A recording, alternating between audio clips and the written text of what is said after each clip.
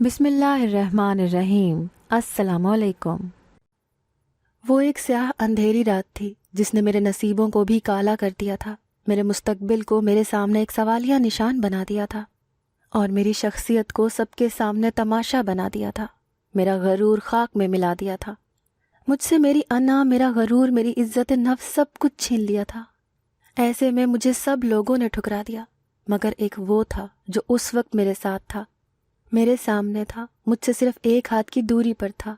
मैं जब चाहे उसे छू सकती थी, मगर मैं तो और ही जहां में खोई हुई थी। एक वक्त था जब उसका साथ मुझे खुशी देता था, और अब ये मेरे साथ था तो मैं उससे बिल्कुल अनजान बन के बैठी हुई थी। मैं अपनी ही सोचों में गुम थी। उसने गाड़ी एक अपार्टमेंट के नज़दीक रोकी और मैं किसी रोबोट की मानिंद उसके पीछे चल पड़ी। वो मुझे एक कमरे में ले आया और मुझे पानी का एक गिलास दिया। हमदर्दी से मुझे देखने लगा। तुम यहाँ बैठो, मैं कुछ ज़रूरी सामान लेके आता हूँ। उसकी वापसी काफ़ी देर के बाद हुई थी। उसने सारा सामान किचन में रखा और मेरे पास आकर बैठ गया। जो कुछ भी हुआ, क्या तुम उसे थोड़ी देर के लिए भुला नहीं सकती? मेरे पास कोई जवाब नहीं था। मैं खामोशी से बैठी रही। फिर वो मुझे बहलाने के लिए इधर उधर की बातें करता रहा, मेरा ध्यान बटाने की कोशिश करता रहा, मगर वो अपनी हर कोशिश में नाकाम रहा था। जो सानेहा मेरे साथ गुजर चुका था उसका मदावा कोई मरहम नहीं कर सकता था। जो ज़ख़म मुझे लगा था उसकी दवा किसी के पास भी नहीं थी। उस ज़ख़म ने आहिस्ता आहिस्ता भरना था। उसकी कसक तो वक्त के साथ ही जानी थी, और वो पागल ये समझ रहा था कि मैं उसके चंद लफ्ज़ों से बहल जाऊंगी। जब उसने देखा कि मुझ पर उसकी कोई भी बात असर नहीं कर रही तो वो खामोश हो गया। इस अपार्टमेंट में मेरा रहना मुनासिब नहीं है। तुम्हें यहाँ पर चंद दिन अकेले रहना होगा। मैं पूरी कोशिश करूँगा कि मेरे घर वाले जल्द अज जल्द मान जाएं, और जिस इज़्ज़त की तुम हकदार हो उस इज़्ज़त के साथ तुम्हें घर में रुखसत करके लेकर जाएं। मगर वो नहीं मानेंगे तो मजबूरन फिर मुझे अकेले ही तुमसे निकाह करना होगा। उसने मेरा हाथ थाम लिया। तुम अकेली नहीं हो, मैं हमेशा तुम्हारे साथ हूँ। तुम्हारी पाकीज़गी की गवाही देने के लिए मैं मौजूद हूँ। क्या मेरा साथ तुम्हारे लिए काफ़ी नहीं है? मैंने अब की बार भी उसे कोई जवाब नहीं दिया, बस खाली खाली निगाहों से उसकी तरफ देखने लगी। मेरा जहन बिल्कुल माऊफ हो चुका था और मेरे जहन में कोई लफ्ज़ ही नहीं बन रहा था, तो मैं उसे क्या जवाब देती? तुम्हें चंद दिन के लिए अकेले यहाँ रहना होगा। तुम्हें डर तो नहीं लगेगा? मैं यहाँ दिन के वक्त थोड़ी देर के लिए आया करूँगा, मगर रात को यहाँ पर मेरा रुकना बिल्कुल भी मुनासिब बात नहीं है। हाँ, मगर जब हम निकाह कर लेंगे तो मैं फिर तब तुम्हारे साथ यहीं पर रहूँगा। तुम बिल्कुल भी नहीं डरना। अगर डर लगे या कोई ज़रूरत हो तो मुझे कॉल कर लेना, मैं उसी वक्त आ जाऊँगा। उसने मेरे गाल पर थपकी दी और कहा, दरवाज़ा अंदर से बंद कर लो। मेरे अलावा कोई भी आए तो तुमने दरवाज़ा नहीं खोलना। मैंने किचन में खाने पीने का सामान रख दिया है, तुम्हें जिस चीज़ की ज़रूरत हो ले लेना। उसके जाने के बाद मैं बिस्तर पर आकर लेट गई। मेरी आंखों से गरम गरम आंसू बहने लगे। अपनी नस्वानियत के पंदार की मैंने बहुत हिफाजत की थी, खुद को सेंध सेंध के रखा था, कभी किसी को खुद पर उंगली उठाने का मौका नहीं दिया था, और आज मैं बेकसूर होते हुए भी सबकी नज़रों में मुजरिम बन गई थी। मेरी नज़रों के सामने अपने माहो साल घूमने लगे। मेरा नाम नूर है। मैंने बचपन से ही बहुत खुद तरसी वाली ज़िंदगी गुजारी है। मैं छोटी सी थी जब मेरे अब्बू फौत हो गए थे और मैं अपनी माँ के साथ नानी के घर आ गई थी। मेरी नानी तो बहुत अच्छी थी, हम दोनों का बहुत ख्याल रखती थी, मगर मोमानी किसी भी सूरत हम लोगों को बर्दाश्त करने पर तैयार नहीं थी। वो मेरी अम्मी से पूरा दिन घर के काम करवाती रहती थी, और जब मामू आते तो उनसे झूठी सच्ची शिकायतें लगाती थी। यूँ मामू अम्मी को कहते तो कुछ नहीं थे, मगर वो दिल ही दिल में अम्मी से बदजन हो गए थे। सारी सूरत हाल से नानी बहुत परेशान रहती थी। वो चाहती थी कि अम्मी की जल्द अज जल्द शादी हो जाए, और इस मकसद के लिए उन्होंने एक रिश्ते वाली को भी रखा हुआ था। फिर एक दिन वो एक रिश्ता लेकर आई और उसकी तारीफ़ों में ज़मीन आसमान के कलाबे मिलाने लगी। मेरी नानी को भी ये रिश्ता माकूल लगा था, क्योंकि वो मर्द अकेला था। उसकी एक ही बेटी थी जो कि मेरी ही उम्र की थी। उसकी पहली बीवी फौत हो चुकी थी। सास नंद का कोई झंझट ही नहीं था। नानी उससे मिली, घर बार देखा, मामू ने थोड़ी बहुत छान फटक की और हाँ कर दी। 1 महीने के बाद ही मेरी अम्मी की सादगी से दूसरी शादी हो गई। उस दिन मैंने अपनी अम्मी को पहली दफ़ा इतने सजे संवरे देखा था। मुझे उन्हें देखकर बहुत खुशी हो रही थी। अम्मी, हम कहाँ जा रहे हैं? मेरे इस मासूम सवाल पर उन्होंने मुझे पकड़ कर सीने से लगा लिया और रोने लगी। नानो उन्हें डपटने लगी। इस खुशी के मौके पर ऐसे मत रो। फिर अम्मी की रुखसती हो गई और नानों ने मुझे अपने पास रख लिया। मैंने अम्मी के पास जाने की जिद की तो नानों ने मुझे खिलौनों और खाने पीने की चीज़ों से बहला लिया। 2 दिन के बाद अम्मी आईं तो वो बहुत खुश लग रही थीं। उन्होंने बहुत अच्छे कपड़े पहने हुए थे और मेकअप भी किया था। वो बहुत प्यारी लग रही थीं। मगर उनके साथ मेरी ही उम्र की एक बच्ची थी। वो मेरी अम्मी की गोद में बैठी हुई थी। उनके साथ एक मर्द था। अम्मी ने मुझे कहा कि आज से ये आपके अब्बू हैं और ये आपकी बहन है। मैं 2 दिन के बाद अम्मी से मिल रही थी। मेरा दिल कर रहा था अम्मी मुझे गोद में बिठाएं और प्यार करें, मगर अम्मी तो जैसे मुझे भूल ही गई थीं। उस लड़की के साथ मसरूफ़ थीं। उसका नाम सना था। ये मेरी उसके साथ पहली मुलाकात थी। फिर मैं अम्मी के साथ उनके घर आ गई थी। ये घर बहुत अच्छा घर था। मेरे अब्बू भी बहुत अच्छे थे, हमारा बहुत ख्याल रखते थे। मेरा दिल करता था कि वो मुझे गोद में बिठाएं, मुझे प्यार करें, मगर अब मेरी ये ख्वाहिश हसरत ही बन गई थी। अम्मी मुझसे अब भी प्यार करती थीं, मगर इजहार नहीं करती थीं। आहिस्ता आहिस्ता मैंने हालात के साथ समझौता करना सीख लिया। फिर जब पढ़ने की बारी आई तो अम्मी ने मुझे एक सरकारी स्कूल में दाखिल करवा दिया, जबकि ज़ूबी एक बहुत बड़े प्राइवेट स्कूल में पढ़ने लगी। हम दोनों के लिबास में, खाने पीने में, रहन सहन में, गर्ज ये कि हर बात में हम दोनों में फ़र्क था। ये बात मैंने शुरू में इतनी महसूस नहीं की, मगर रफ्ता रफ्ता मुझे हर बात समझ में आने लगी। अम्मी खुद भी हम दोनों में बहुत फ़र्क करती थी। घर में जो भी खाना बनता था वो ज़ूबी की मर्ज़ी से बनता था। उसकी हर फरमाइश पूरी होती थी। जबकि मैं कोई बात करती तो अम्मी मुझे डांट कर खामोश करवा देती थी। अब हम लोग बड़े हो रहे थे। हम लोग 9th क्लास में थी। मुझसे पहले ज़ूबी के स्कूल में पार्टी हुई थी। उसने अम्मी के साथ जाकर अपनी मर्ज़ी से शॉपिंग की थी। उसके इतने कीमती ड्रेस, जूते, ज्वेलरी देखकर मेरी आंखें फटी की फटी रह गई थीं। मैंने सोचा कि मैं भी अपनी पार्टी के लिए अच्छी सी शॉपिंग करूंगी, और इस मकसद के लिए मैंने बहुत कुछ सोचा हुआ था। मेरी पार्टी में कुछ ही दिन है। मैंने ये बात अम्मी को बताई। उन्होंने मुझे बेतासुर अंदाज में देखा। हाँ तो क्या हुआ फिर? एक पल को मैं उनके अंदाज पर झिझकी। अम्मी, मुझे उसके लिए शॉपिंग करनी है। उन्होंने मुझे हैरानगी से देखा। तुम्हारे पास इतने ढेर सारे कपड़े पड़े हुए हैं, तुम्हें क्या ज़रूरत पड़ी है शॉपिंग की? मगर अम्मी, ज़ूबी के पास तो मुझसे ज़्यादा कपड़े और चीज़ें हैं, एक से बढ़कर एक है। उसने भी तो अपनी पार्टी के लिए नई शॉपिंग की है, तो मैं क्यों नहीं कर सकती? वो उस वक्त शाम के खाने के लिए सब्जी बना रही थी। मेरी बात पर उन्होंने छुरी को ज़ोर से काउंटर पर पटका। तुम्हारा ज़ूबी के साथ क्या मुकाबला है? उनके अंदाज पर मैं एक पल को तो शशतर रह गई। अम्मी, इसमें मुकाबले की क्या बात है? बात असूल की है। मेरा भी दिल चाहता है कि मैं अपनी मर्जी की चीज़ें लूं, मगर आपने मुझे कभी मेरी पसंद का कुछ भी नहीं दिलवाया। एक पल को तो उनके चेहरे के तासुरात नरम पड़े थे, मगर उन्होंने फिर से खुद को संभाल लिया। नूर, ये ज़ूबी के बाप का घर है। वो अगर शॉपिंग करती है तो उस पर उसका बाप पैसे लौटाता है। तुम्हारे लिए यही बहुत है कि उन्होंने तुम्हें अपने घर में पनाह दी है। तुम्हारी ज़रूरियात पूरी करते हैं, यही काफ़ी है। मैं तो कुछ बोलने के काबिल ही नहीं रही थी उनसे। उनके इतने सख्त अल्फाज पे मैं गंग हो गई थी। ये बात अगर वो नरम अल्फाज में कहती तो भी मैं समझ जाती। उसके बाद मैंने उनसे कभी कोई फरमाइश नहीं की। जो खाने को देती मैं खा लेती, और जो पहनने को देती वो मैं पहन लेती थी। अपने जज्बात का इजहार करना मैंने छोड़ दिया था। मैं अपनी पढ़ाई पर बहुत ज़्यादा मेहनत कर रही थी। सरकारी स्कूल में पढ़ने के बावजूद मैं शुरू से ही पहली पोजीशन लेती थी, जबकि ज़ूबी एक बहुत बड़े प्राइवेट स्कूल में पढ़ने के साथ ट्यूशन भी पढ़ती थी, मगर उसने कभी पोजीशन नहीं ली थी। वो हमेशा पासिंग नंबर्स लेती थी। 9th का रिज़ल्ट आया तो मैंने अपने स्कूल में टॉप किया था, और ज़ूबी के मार्क्स बहुत कम थे। मेरे अम्मी अब्बू मेरी खुशी में खुश होने के बजाय ज़ूबी के लिए अफसरदा हो रहे थे कि उसके नंबर इतने कम क्यों आए हैं। बाप तो मेरा सौतेला था, उससे मुझे कोई गिला नहीं, मगर मुझे अपनी सगी माँ पर अफसोस हो रहा था। वो शायद खुशी का इजहार करने के लिए इसलिए डर रही थीं कि अब्बू और ज़ूबी को बुरा ना लग जाए। मैं बहुत खुश थी क्योंकि मेरी मेहनत वसूल हो गई थी। पढ़ाई को मैंने अपना निस्बुल ऐन बना लिया था। पढ़ाई के अलावा मुझे कुछ भी नहीं सूझता था। मगर पिछले कुछ दिनों से अम्मी की तबीयत ख़राब थी, इसलिए मैं अब किचन में उनको काम करवा आती थी, और मैं बाकी कामों में भी हाथ बटाती थी। मगर ज़ूबी को ना पढ़ाई में दिलचस्पी थी और ना ही घर के कामों में। वो बस फ़ोन पर अपनी दोस्तों के साथ गपशप लगाने में लगी रहती थी। मगर मेरी ना तो कोई इतनी ख़ास सहेली थी, ना ही मेरे पास इतना वक्त होता था। 10वीं क्लास में भी मैंने बहुत अच्छी पोजीशन ली थी। اب مجھے ایک بہت اچھے کالج میں اسکالرشپ ملا تھا۔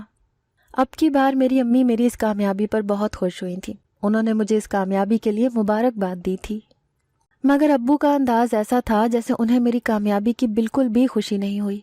انہیں زوبی کے کم مارکس آنے کا ملال تھا، اور اس کا اظہار بھی وہ گاہے بگاہے کر رہے تھے۔ اس کالج میں کو ایجوکیشن تھی اور میں پھونک پھونک کر قدم رکھتی تھی۔ میں نہیں چاہتی تھی کہ میری کسی وجہ سے کسی کو شکایت کا موقع ملے، اسی لیے میں سر جھکائے اپنے کام میں مگن رہتی تھی۔ میرا دو بدو انداز دیکھ کر کسی بھی لڑکے کی کبھی مجھ سے بات کرنے کی ہمت نہیں ہوئی۔ کالج میں بھی میں نے بہت اچھی پرفارمنس کا مظاہرہ کیا تھا۔ FSC بھی میں نے بہت شاندار نمبروں سے پاس کیا تھا۔ میری بورڈ میں پہلی پوزیشن آئی تھی اور مجھے ایک یونیورسٹی میں ایڈمیشن مل گیا تھا۔ میں اب بھی اسکالرشپ پر تھی، میری پڑھائی کسی پر بوجھ نہیں تھی، اور میں اپنی چھوٹی موٹی ضروریات پوری کرنے کے لیے ٹیوشن پڑھایا کرتی تھی۔ جبکہ زوبی کی ایک سبجیکٹ میں سپلی آ گئی تھی، وہ اس لیے بہت زیادہ پریشان تھی۔ ابو کا مارے صدمے اور غصے کے برا حال تھا۔ وہ اسے بات بات پر میری مثالیں دیتے تھے۔ زوبی کی تو مجھ سے پہلے بھی نہیں بنتی تھی، اب تو وہ مجھ سے خار کھانے لگی تھی، باقاعدہ مجھ سے چڑھنے لگی تھی، مگر میں اس کی کسی بات کی پرواہ نہیں کرتی تھی۔ میرا مقصد یونیورسٹی میں بہت اچھی سی پوزیشن لے کر جاب کرنے کا تھا۔ میں اپنی اسی پوزیشن کو مینٹین رکھنا چاہتی تھی، اسی لیے میں بہت زیادہ محنت کر رہی تھی۔ مگر مجھے کبھی کبھی ایک بات کھٹکتی تھی۔ ابو کو میرا یونیورسٹی میں پڑھنا اچھا نہیں لگتا تھا۔ وہ بظاہر تو کچھ نہیں کہتے تھے، مگر ان کے انداز سے میں نے یہ نتیجہ اخذ کیا تھا۔ وہ بات بات پر کو ایجوکیشن میں پڑھنے والی لڑکیوں کی مخالفت کرتے تھے کہ ایسی لڑکیاں بے حیا ہو جاتی ہیں، بے دید ہو جاتی ہیں، بدلحاظ ہو جاتی ہیں، وغیرہ وغیرہ۔ میں ان باتوں کو ایک کان سے سن کے دوسرے کان سے نکال دیتی تھی، مگر میری امی پر ان باتوں کا بہت اثر ہوتا تھا، اور شاید ابو کا مقصد بھی امی کو سنانا تھا۔ وہ مجھے نصیحتیں کرتے نہیں تھکتی تھیں۔ مجھے بھی اپنی عزت و وقار بہت عزیز تھی، میں کسی کو بھی خود پر انگلی اٹھانے کا موقع نہیں دے سکتی تھی، مگر جہاں بات دل کی یا محبت کی آ جاتی ہے تو انسان وہاں بے بس ہو جاتا ہے۔ میرے ساتھ بھی کچھ ایسا ہی ہوا تھا۔ وہ میرا یونیورسٹی فیلو تھا اور مجھ سے بہت محبت کرتا تھا، بلکہ محبت سے زیادہ میری عزت کرتا تھا۔ وہ ایک بہت اچھے خاندان سے تھا، بہت امیر کبیر فیملی کا تھا۔ اس کا نام سفیان تھا۔ میری اس کے ساتھ پہلی ملاقات لائبریری میں ہوئی تھی۔ وہ میرے ہی ڈپارٹمنٹ میں تھا، اسے مجھ سے نوٹس چاہیے تھے۔ وہ مجھ سے اس قدر عزت اور محبت سے بات کرتا تھا، میرے دل میں وہ خود ہی گھر کرتا گیا۔ کچھ ہی عرصے کے بعد ہم دونوں ایک دوسرے کے لیے لازم و ملزم بن گئے۔ ہم دونوں کے دل میں ہی محبت کی چنگاری بھڑک اٹھی تھی۔ ہم دونوں ہی آنے والے مستقبل کے لیے خواب بن رہے تھے۔ ہمیں یقین تھا کہ ہمارے راستے میں کوئی بھی ظالم سماج حائل نہیں تھا، مگر سفیان کا تھوڑا سا ایشو تھا۔ اس کی امی اپنی بھتیجی کو بہو بنانا چاہتی تھی، مگر یہ اتنا بڑا مسئلہ نہیں تھا۔ سفیان کہتا تھا میں اپنی امی کو منا لوں گا۔ اسی طرح 4 سال کا عرصہ بیت گیا۔ ہماری ڈگریاں مکمل ہو گئی تھیں۔ میرا ارادہ جاب کرنے کا تھا، مگر سفیان نے مجھے منع کر دیا۔ اس نے کہا تھا کہ میں جلد ہی اپنے گھر والوں کو رشتے کے لیے بھیجوں گا اور شادی کے بعد ہم دونوں اپنے آفس میں ہی کام کریں گے۔ میں بھی اس بات پر خوش ہو گئی اور اس کی بات مان لی، مگر میں نے اپنی امی کو ابھی یہ بات نہیں بتائی تھی۔ میں چاہتی تھی کہ سفیان اپنے گھر والوں کو منا لے تو اس کے بعد میں گھر پہ بات کروں۔ سفیان کو صرف اپنی امی کی طرف سے مسئلہ تھا، اسے اپنی امی کو منانے میں تھوڑا سا وقت لگا تھا، مگر پھر وہ بیٹے کی خوشی کے آگے ہار گئی تھی اور اپنی بھتیجی کو بہو بنانے کی خواہش سے دستبردار بھی ہو گئی تھی۔ پھر جب میں نے اپنی امی سے بات کی تو انہوں نے کسی رد عمل کا اظہار نہیں کیا۔ یہ بات انہوں نے ابو کے ساتھ کی تو وہ طنزیہ انداز میں ہنسے اور بولے، میں لڑکیوں کی زیادہ تعلیم کے حق میں اسی لیے نہیں ہوں کہ وہ پڑھنے کے بجائے اپنے لیے رشتے تلاش کرنے لگتی ہیں۔ اس بات پر امی بہت زیادہ شرمندہ ہو گئی تھیں۔ وہ مجھ سے خفا ہو گئیں کہ میری وجہ سے انہیں ابو کے سامنے شرمندہ ہونا پڑا۔ سفیان کے گھر والے میرے لیے رشتہ لے کر آئے تو ان کی امی کا نارمل انداز لے کر میں مطمئن ہو گئی۔ انہیں دیکھ کر کہیں سے بھی نہیں لگ رہا تھا کہ انہیں اس رشتے کے لیے زبردستی بنایا گیا ہے۔ وہ لوگ بہت امیر تھے، لیکن میرے ابو ایک معمولی دکاندار تھے، مگر وہ لڑکا ہر صورت مجھ سے شادی کرنا چاہتا تھا۔ نکاح کے بعد میری ساس نے ایک نجومی کو بلایا جس نے یہ کہہ دیا کہ اگر میں شادی کے پہلے سال شوہر کے قریب آئی تو اس کی موت ہو جائے گی، اور بارات میرے بغیر ہی لوٹ گئی۔ ابا نے مجھے اپنی بے عزتی کی وجہ بول کر گھر سے نکال دیا۔ رات کے اندھیرے میں چلتی گئی جب اچانک کسی نے میرے منہ پر ہاتھ رکھا۔ روح کام گئی جب دیکھا وہ سفیان تھا۔ اسے دیکھ کر میری جان میں جان آ گئی۔ اس نے مجھے گاڑی میں بٹھایا اور پھر میں اب یہاں اس اپارٹمنٹ میں تھی۔ مجھے یاد آیا میں صبح سے بھوکی ہوں، آج تو میں نے ڈھنگ سے ناشتہ بھی نہیں کیا تھا، اور ابھی میں تیار ہو ہی رہی تھی کہ جب یہ واقعہ رونما ہو گیا تھا۔ میں اپنی غلطی سمجھنے سے قاصر تھی۔ میرے ساتھ وہ ہو گیا تھا جو میں کسی بھی صورت اس چیز کی حقدار نہیں تھی۔ مستقبل جیسے تاریک ہو گیا تھا، منزل جیسے کھو سی گئی تھی، نہ کوئی راستہ دکھائی دیتا تھا، نہ کچھ سجائی دیتا تھا۔ میں کتنی ہی دیر اس پوزیشن میں لیٹی رہی اور پھر وہیں پر سو گئی۔ اگلے دن میری آنکھ دروازہ کھٹکھٹانے پر کھلی۔ جب میں نے دروازہ کھولا تو سامنے سفیان کھڑا تھا۔ رات کو کوئی مسئلہ تو نہیں ہوا؟ نہیں، میں نے ایک لفظی جواب دیا اور واپس چلی گئی۔ میں دل ہی دل میں سفیان سے بھی خفا تھی۔ وہ بارات واپس لے کر جانے کے بجائے میرے لیے اسٹینڈ لے سکتا تھا۔ واپس مڑنے لگی تو اس نے میرا ہاتھ پکڑ لیا۔ ادھر میرے پاس بیٹھو، مجھ سے بھی خفا ہو تم؟ میں نے کوئی جواب نہیں دیا، خاموشی سے بیٹھی رہی۔ یار اس وقت سچویشن ایسی بن گئی تھی کہ میں بوکھلا گیا تھا۔ مجھے امی کی بات ماننی پڑی، مگر مجھے جلدی ہی اپنی غلطی کا احساس ہو گیا تھا، اسی لیے میں تمہارے پاس واپس پلٹ کر آیا تھا۔ تم فکر نہیں کرو، میں سب کچھ کلیئر کر لوں گا، اور سچ چاہے جو بھی ہو سب کے سامنے لا کر رہوں گا۔ مگر میں پھر بھی تم سے معافی چاہتا ہوں، مجھے معاف کر دو پلیز۔ وہ اپنے دونوں ہاتھوں سے کانوں کو پکڑتے ہوئے اس انداز میں بولا کہ مجھے ہنسی آ گئی۔ شکر ہے تم ہنسی تو۔ پھر اس نے مجھے ناشتہ کروایا اور تھوڑی دیر کے بعد وہ چلا گیا۔ میری زندگی اب اسی اپارٹمنٹ میں گزرنے لگی تھی۔ میں پورا دن اکیلی بیٹھی رہتی تھی۔ میں تنہائی سے بہت زیادہ گھبراتی تھی۔ مجھے امی کی بہت یاد آتی تھی۔ اگر میں دل ہی دل میں ان سے خفا تھی تو وہ میری ماں تھی۔ انہیں تو میرے جذبات کی قدر کرنی چاہیے تھی، میرے حق میں بولنا چاہیے تھا۔ جو کچھ اس نجومی نے کہا اس میں میرا کیا قصور تھا؟ اس میں میری کہاں غلطی نکلتی تھی کہ ایک کاہن کی بے سروپا بے بنیاد باتوں پر مجھے سزا سنا دی گئی؟ ایسا کہاں ہوتا ہے؟ میں یہی سب کچھ سوچتے جلتے کڑتے دن گزار رہی تھی۔ اسی طرح سے دن گزر رہے تھے۔ 2-3 دن سے سفیان بھی نہیں آیا تھا، اور میں یہ سوچ سوچ کر مزید پریشان ہو رہی تھی کہ وہ کیوں نہیں آیا۔ پھر ایک دن وہ آیا تو بہت ٹوٹا ہوا لگ رہا تھا اور پریشان اور بہت افسردہ۔ میں اس کا چہرہ دیکھ کر ٹھٹک گئی۔ اس نے مجھے کہا، آؤ میرے ساتھ۔ کہاں؟ میں نے پوچھا۔ چلو گی تو پتہ چل جائے گا۔ وہ حد سے زیادہ سنجیدہ لگ رہا تھا۔ میں خاموشی سے چل دی۔ گاڑی اب جانے پہچانے راستوں پر سفر کر رہی تھی۔ ایک گھر کے سامنے آ کر اس نے گاڑی روک دی۔ میں نے حیران نظروں سے اسے دیکھا۔ اس گھر سے تو میں دھتکار کر نکال دی گئی تھی، پھر اب وہ مجھے اس گھر میں کیوں لایا تھا؟ وہ میرا ہاتھ پکڑ کر گھر کے اندر لے آیا۔ یہاں پر میرے اور اس کے گھر والے سب لوگ بیٹھے ہوئے تھے۔ میری امی نے مجھے دیکھا تو لپک کر میرے پاس آئیں اور مجھے اپنے سینے سے لگا لیا۔ میری بچی، کہاں چلی گئی تھی تم؟ ان کو اتنے دن کے بعد اپنے روبرو پا کے میں بھی آبدیدہ ہو گئی تھی۔ اتنے میں سفیان کی امی بولی، یہ کیا تماشا ہے سفیان؟ تم نے یوں ہم سب کو یہاں پر کیوں بلایا ہے؟ تھوڑی دیر میں آپ سب لوگوں کو پتہ چل جائے گا۔ اتنے میں دروازے پر دستک ہوئی۔ آنے والے کو دیکھ کر مجھ سمیت سب لوگ چونک پڑے۔ وہ وہی نجومی تھا جس نے میری بدبختی کا اعلان کیا تھا۔ سفیان کی امی کا چہرہ واضح طور پر سفید پڑ گیا تھا۔ یہ ہو کیا رہا ہے یہاں پر؟ ان کی آواز میں گھبراہٹ نمایاں تھی۔ بتاؤ سب کو، سب کچھ صاف صاف بتاؤ۔ اس دن جو بولا وہ کس کے کہنے پر بولا تھا، اور اس سے تمہیں کیا فائدہ ہوا؟ اس دن یہ بیگم صاحبہ میرے پاس آئی تھی، مجھے ایک بہت بڑی رقم کی پیشکش کی اور مجھے وہ سب کچھ بولنے کو کہا جو میں نے اس دن بارات والے دن بولا تھا۔ مجھے پیسوں کی ضرورت تھی، اس لیے مجھے یہ سب کچھ کرنا پڑا۔ اس کی نظروں کا رخ اب سفیان کی امی کی طرف تھا۔ سب کے لیے یہ نیوز کسی شوق سے کم نہیں تھی۔ بیگم، آپ نے ایسا کیوں کیا، وہ بھی اپنے ہی بیٹے کے ساتھ؟ وہ خاموش رہیں۔ وہ تو نظر اٹھانے کے قابل نہیں رہی تھی تو وہ بولتی بھی تو کیسے؟ میں آپ سے کچھ پوچھ رہا ہوں۔ آپ نے تو اس بچی کی زندگی تباہ کرنے میں کوئی کسر نہیں چھوڑی تھی۔ میں اپنی بھتیجی صبا کے ساتھ سفیان کی شادی کرنا چاہتی تھی، مگر یہ کسی بھی صورت نہیں مان رہا تھا۔ دوسری طرف میں نے بھائی سے وعدہ کیا ہوا تھا کہ ان کی بیٹی ہی میری بہو بنے گی، مگر اس لڑکی نے اس پر نہ جانے کیا جادو کر دیا تھا کہ اسے نور کے علاوہ کچھ نظر ہی نہیں آتا تھا۔ صبا بھی سفیان کو پسند کرتی تھی اور اس نے یہ دھمکی دی تھی کہ اگر اس کی شادی سفیان سے نہیں ہوئی تو وہ خودکشی کر لے گی۔ اور آپ لوگ جانتے ہیں کہ مجھے اپنی بھتیجی سے کتنی محبت ہے، اسی لیے میں نے یہ قدم اٹھایا۔